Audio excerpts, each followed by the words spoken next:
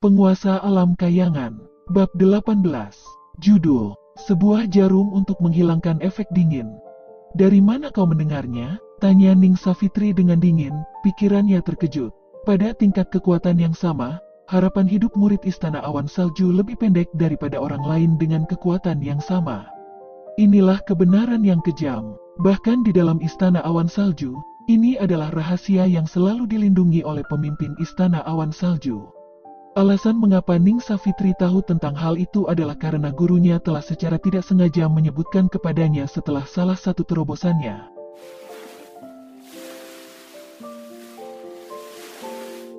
Selanjutnya, dia mengatakan kepadanya bahwa ini adalah kelemahan terbesar Istana Awan Salju dan dengan ketat memerintahkannya untuk tidak memberitahu siapapun, termasuk rekan-rekannya sesama murid. Tapi di sini, Sin Awan dengan mudah mengatakannya keras-keras. Jika aku adalah Master Istana Awan Salju, aku akan menggunakan semua kekuatanku untuk menyembunyikan kekurangan ini dan mencegah orang luar untuk mencari tahu. Apa menurutmu aku mungkin bisa mendengar ini dari siapapun? Kata Sin Awan, melingkarkan bibirnya. Aku benar-benar sampai pada kesimpulan ini dari mengukur denyut nadimu, itu saja. Dari reaksimu, nampaknya semua yang aku katakan benar. Aku tidak percaya padamu. Ning Savitri dengan tegas menggelengkan kepalanya.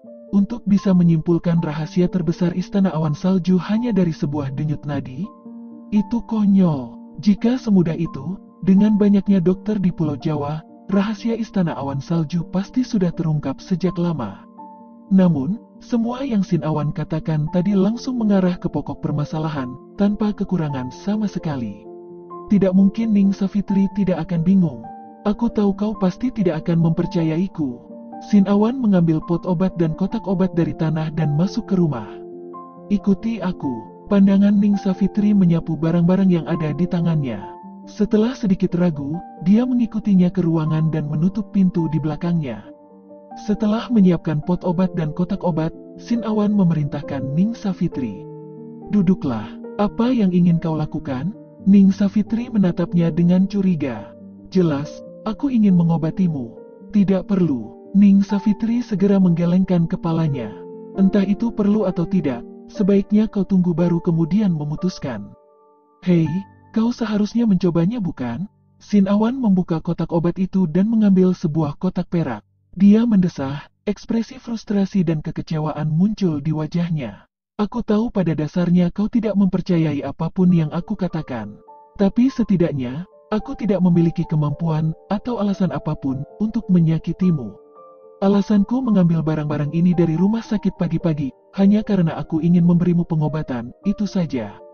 Jika berhasil, maka itu bagus, jika tidak, kau tetap tidak akan kehilangan apapun. Karena kau tidak ingin mempercayaiku, dan tidak ingin mencobanya, lupakan saja. Anggap saja itu perhatian yang tak terbalas. Kata-kata Sin Awan mengejutkan Ning Savitri dan sedikit rasa bersalah tumbuh di hatinya. Memang benar apa yang dia katakan sebelumnya, dan apa yang dia katakan sekarang adalah semua untuk membantu mengobatinya. Dia tidak meminta apapun darinya atau menaikkan kondisi apapun. Seperti yang dia katakan sendiri, tidak punya alasan atau kemampuan untuk menyakitinya. Tidak peduli apa hasilnya, untuk langsung menolaknya benar-benar agak berlebihan. Ning Savitri mendesah di dalam hatinya dan kemudian duduk di samping Sin Awan. Bagaimana kau akan mengobatiku? Kau bersedia menerima pengobatanku? Sin Awan menatapnya dan kemudian mengalihkan mukanya. Sikapnya yang seperti anak yang bersalah menyebabkan Ning Savitri tidak dapat memutuskan apakah dia harus tertawa atau menangis dan suaranya santai. Aku ingin melihat bagaimana kau akan mengobatiku. Sekarang itu lebih bagus. Saat Sin Awan memalingkan mukanya kembali, ekspresinya tampak tersenyum. Hal ini menyebabkan Ning Savitri menatapnya dengan bingung padanya. Perubahan hati orang ini sangat cepat. Ulurkan tanganmu. Sin Awan duduk di depan Ning Savitri. Ning Savitri juga mengulurkan kedua lengannya, meletakkannya secara horizontal di atas meja. Lengan baju merahnya didorong ke sikunya, memperlihatkan sepasang lengan putih salju yang lembut. Sin Awan membuka kotak perak itu. Anehnya, yang diatur di dalamnya ada beberapa puluh jarum tipis. Jarum perak? Jangan bilang kau akan menggunakan akupuntur? Alis Ning Savitri yang seperti bulan terangkat. Kau benar-benar tahu akupuntur? Sin Awan menatapnya agak terkejut. Saat di benua Papua, bahkan tidak lebih dari 10 orang yang bisa melakukan akupuntur, bahkan jika dia dan guru medical science-nya disertakan. Namun, di Pulau Jawa, ini ternyata merupakan salah satu perawatan medis yang paling populer. Bahkan mudah untuk menemukan satu set alat akupuntur di rumah sakit keluarga Sin. Tentu saja aku tahu. Aku juga tahu bahwa untuk menjadi ahli dalam teknik akupuntur membutuhkan banyak waktu. Kau butuh puluhan tahun untuk memiliki sedikit keberhasilan. Aku belum pernah mendengar jika kau mempelajari teknik medis, apalagi akupuntur. Selain itu, kamarmu tidak memiliki bau atau jejak obat tradisional. Apa sebenarnya yang akan kau lakukan? Mata Ning Savitri selama ini waspada dan curiga. Sin Awan mengeluarkan jarum perak, mencengkeram ujungnya dengan 2 jari. Ketika Sin Awan mengambil jarum perak itu, tatapan mata Sin Savitri menjadi sedikit terganggu. Itu karena di tangan Sin Awan, jarum perak itu memiliki perasaan harmonis yang tak terlukiskan, seolah-olah telah tumbuh secara alami dari tangan Sin Awan. Perasaan ini sangat halus dan tak terlukiskan, namun jelas dan benar-benar ada. Sin Awan membuka botol kecil dan dengan hati-hati memasukkan jarum perak ke dalamnya. Entah aku tahu bagaimana cara melakukan akupuntur, kau akan segera tahu. Tentu saja, jika kau merasa ada yang tidak beres, atau merasa bahwa aku sedang bermain-main, kau bisa menyuruhku berhenti kapanpun kau mau. Apa isi botol itu? Pandangan Ning Savitri jatuh ke atas botol kecil itu. Sari biasa dari bunga matahari merah. Sin Awan menanggapinya tanpa berpikir, tatapannya jatuh pada lengan salju Ning Savitri. Tangan kiri memegang jarum perak berkedip sedikit. Gerakan Sin Awan sangat cepat, begitu cepat sehingga Ning Savitri tidak bisa bereaksi. Saat tangan kiri Sin Awan ditarik kembali, jarum perak di antara jari-jarinya tidak bisa lagi terlihat. Sebagai gantinya, di pergelangan tangan kanannya, jarum perak disisipkan vertikal. Mendarat tepat di titik akupuntur Ciyang. Tidak ada rasa sakit, bahkan bisa digambarkan tanpa perasaan sama sekali. Jika bukan karena fakta bahwa dia menatap kosong pada jarum perak ini, dia tidak akan tahu bahwa ada jarum perak yang menusuk pergelangan tangannya. Gun Awan bergerak. Begitu cepat? Tidak, ini terlalu cepat. Namun sangat terampil. Semacam keterampilan yang telah mencapai tingkat yang menakjubkan, sampai pada titik di mana dikatakan pada puncaknya. Jarum perak kedua diambil oleh Sin Awan dan dicelupkan ke dalam sari bunga matahari merah. Saat ia mencondongkan tubuhnya ke pergelangan tangan kanan Ning Savitri, pergelangan tangannya bergetar sedikit dan jarum perak kedua secara akurat menusuk titik akupuntur Yang Gu. Jarum ketiga dan keempat masing-masing tertusuk ke dalam titik Zongzu dan Hegu. Setelah tangan kanan, 4 jarum perak lainnya menusuk titik di tangan kiri Yang Ci, Yang Gu, Zongzu, dan Hegu 4 poin.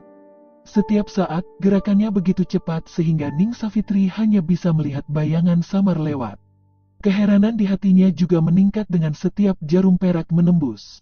Dia tidak tahu apakah perbuatan Sin Awan akan berpengaruh, tapi secara fundamental Ning Savitri tidak dapat mempercayai teknik ini, yang terampil sampai pada titik puncak, dilakukan oleh seorang anak laki-laki berusia 16 tahun.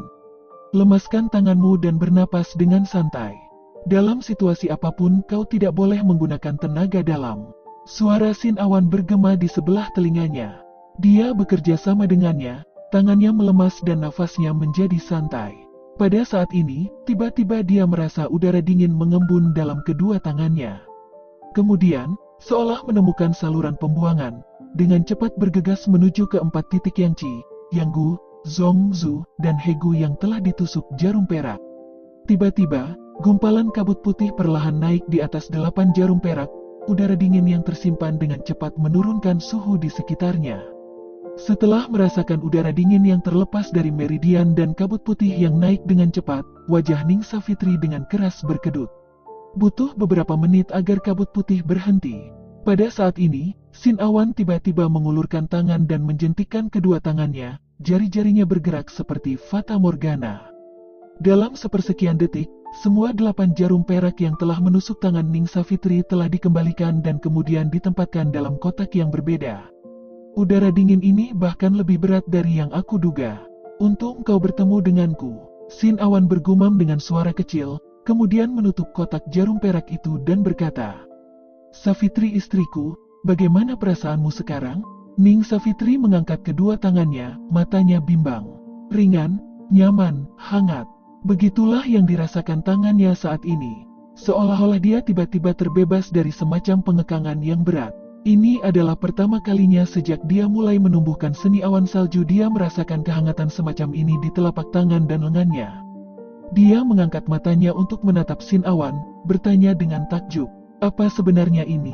Sebenarnya sangat sederhana. Aku baru saja melepaskan udara dingin di dalam tangan dan meridianmu. Pada saat yang sama, aku membuka meridian yang tersumbat.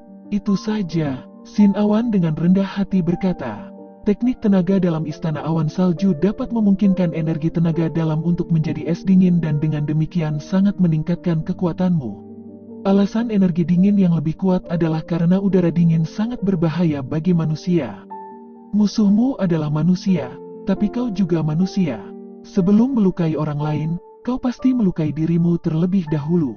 Ini adalah prinsip yang sangat jelas. Pagi ini, ketika aku menyentuh telapak tanganmu, aku menemukan bahwa suhu telapak tanganmu jauh lebih dingin daripada suhu dari orang normal. Mungkin murid Istana Awan Salju benar-benar percaya bahwa ini adalah hasil yang diharapkan dari kultivasi seni awan salju, namun dari sudut pandang medis, akan aneh jika suhu tubuh semacam ini dianggap normal. Biasanya, bila kau tidak menggunakan tenaga dalam terkumpul di pusat cakra dan tidak akan mempengaruhi tubuhmu. Namun, begitu menggunakannya, energi tenaga dalam sangat dekat dengan seluruh tubuhmu, melukai saat itu dilepaskan. Saat beredar, itu juga akan merugikanmu. Kau seharusnya belum berlatih seni awan salju selama lebih dari beberapa tahun, namun sejumlah besar udara dingin telah meresap dari 5 jeroanmu, 6 usus, darah, sumsum tulang belakang, dan dantian, dan masih menumpuk. Seiring waktu, hal itu akan terus-menerus menyebabkan kerusakan parah pada organ internal. Akan aneh jika itu tidak mempersingkat hidupmu. Efek negatif ini sebenarnya adalah hal-hal yang tidak akan pernah kau alami secara normal. Ning Savitri dibuat terdiam. Selain itu, di bawah udara dingin, banyak meridian tubuh akan sering kejang dan kemudian menutup. Itu sangat mempengaruhi kemampuanmu untuk menggunakan energi tenaga dalam. Kau bisa mencoba untuk mentransfer tenaga dalam ke tanganmu dan melihat bagaimana perbandingannya sebelumnya. Sin Awan berbicara dengan wajah tegas. Pendapat Sin Awan dinyatakan cukup dari awal sampai akhir dan disajikan dengan sebab dan akibat. Bukan hanya itu, tapi alasannya begitu mudah dipahami sehingga bahkan orang idiot sekalipun pun bisa mengerti. Begitu reaksi serius Sin Awan ditambahkan, pada dasarnya tidak mungkin mempertanyakan atau membantahnya. Saat Sin Awan berbicara dengan wajah tegas itu, hatinya benar-benar meringis. Karena sementara semua yang baru saja dia katakan benar, tapi keduanya benar. Namun juga omong kosong. Udara dingin yang menumpuk di dalam akan membahayakan tubuh adalah benar. Fakta bahwa itu akan menutup meridian juga benar. Tapi jika seni awan salju tertahankan seperti yang dia katakan, bagaimana istana awan salju bernilai sesuatu?